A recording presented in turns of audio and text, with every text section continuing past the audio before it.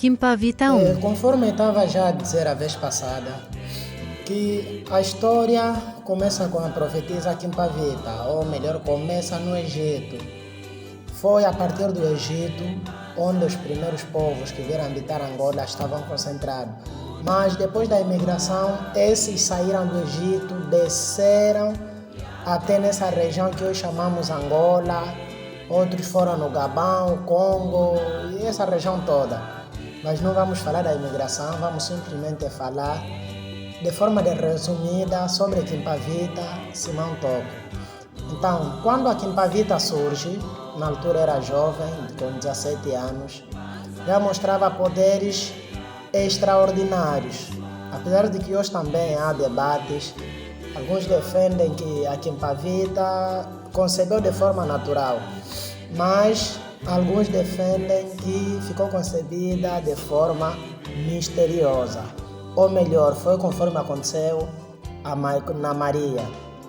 E passando esse tempo que ela começou a profetizar, então chega uma altura em que depois ela foi batizada na Igreja Católica.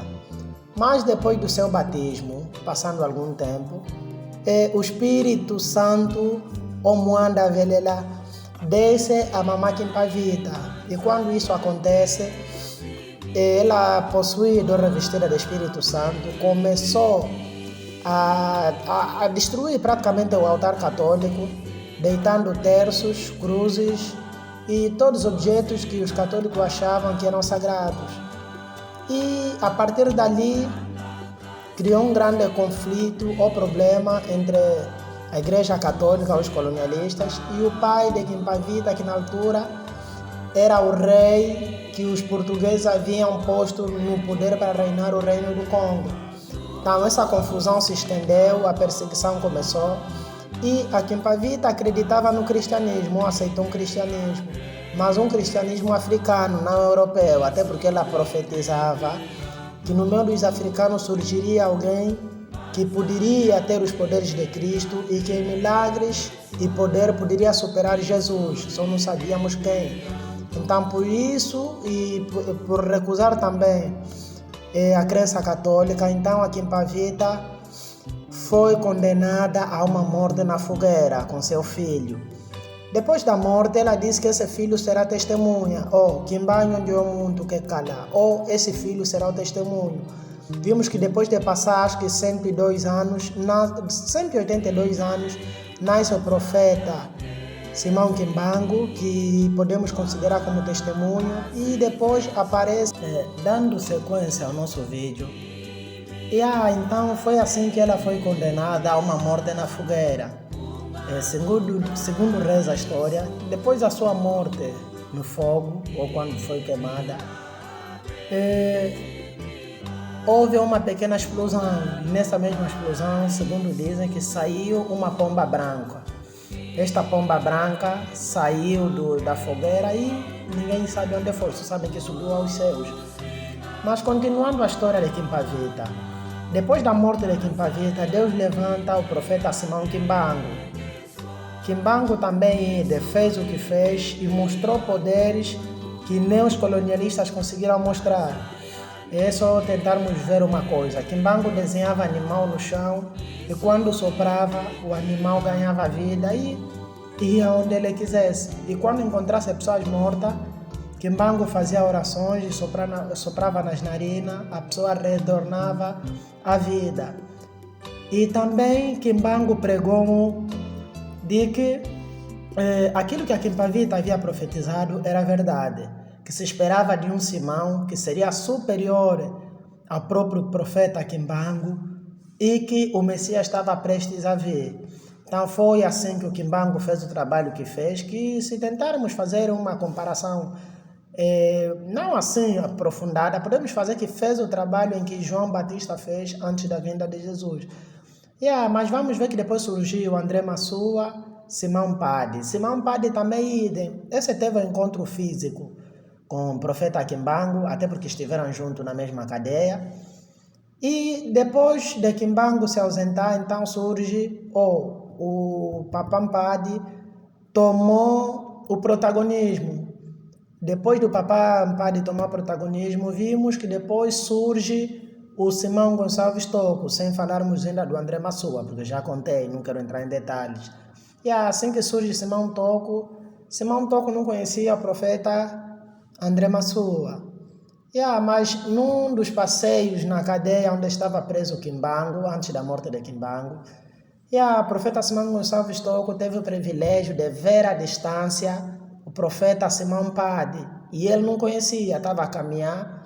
E alguns discípulos ou algumas pessoas que conheciam Mpadi e Kimbangu disseram que, olha, o profeta André Massua é esse. O profeta Simão Mpadi é esse. Simão Toco olhou para ele, Mpadi olhou, riu e simplesmente fez um adeus. Depois de fazer um adeus, os colonialistas vieram pegar Mpadi. O que é que você está a fazer? Sei quem que você está a olhar. Simão Mpadi caminhou. Disse, não, já conheço ele espiritualmente. Precisava dele ver.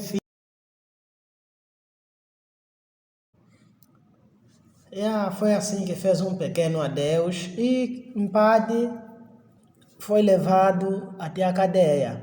Mas o trabalho do Papá Mpadi também não durou muito tempo. Kimpavita teve pouco tempo. Simão Kimbangu também teve só 6 meses. O Papá Mpadi também foi a mesma coisa. Mas segundo contam os seguidores de Kimbangu e mesmo do Papá Simão Mpadi, dizem que o Kimbangu na cadeia já havia lhes advertido que vocês me batem, me amarram, vão conseguir me matar. Mas depois de mim, ou após a mim, há um Simão que há de se levantar, que será muito mais poderoso do que eu. Vocês vão lhe perseguir. Mas duvido se um dos dias alguém poderá ter força de lhe meter nas correntes ou nas algemas. Esse Simão, quando surgir, duvido se há um ser humano que terá o poder de lhe tirar a vida. Porque é o Cristo que todos nós estamos a pregar, que poderá aparecer em África, que poderá trazer o verdadeiro ensino que vocês deturparam. Então, foi assim que depois Papá Mpadi seguiu o trabalho. Papá Mpadi também não conseguiu dar a sequência do jeito que Kimbangu lhe orientou, porque também depois foi morto, cortaram a cabeça. Mpadi também morre. Então, quando Mpadi morre, Simão Toco já estava levantado. Foi assim que Simão Toco dá sequência do trabalho começado por Saco Nemfunda, Kimpavita, André Massua, Simão Mpadi, Papá Kimbangu. Simão Toco veio consolidar todo esse trabalho, onde vimos que em 1949 Simão Toco relembra a Igreja de Cristo, que vamos ver que na altura era muito cedo. Simão Toco era jovem, tinha apenas 33 anos. Mas em vez de fundar a igreja como muitos fazem, Simão Toco não fundou uma igreja. Ele relembra a Igreja de Cristo e diz do passado até agora. Simão Toco sempre disse, não fundei igreja, simplesmente vi relembrar a igreja, trazer de volta os ensinos que os católicos deturparam, que a Roma deturpou, que os judeus deturparam. Então eu trouxe como uma consolidação e trazer aos africanos a esperança, a salvação e também verem o poder que os europeus viram, que os asiáticos viram. Aquilo que eles leram na Bíblia, eu trarei factos, mostrarei provas e mostrarei que eu tenho poder e Deus me incumbiu o poder dos céus e da terra. Foi assim que também Simão Toco foi perseguido, torta à direita, mas felizmente nenhum colonialista, nenhum ser humano conseguiu tirar a vida de Simão Gonçalves Toco.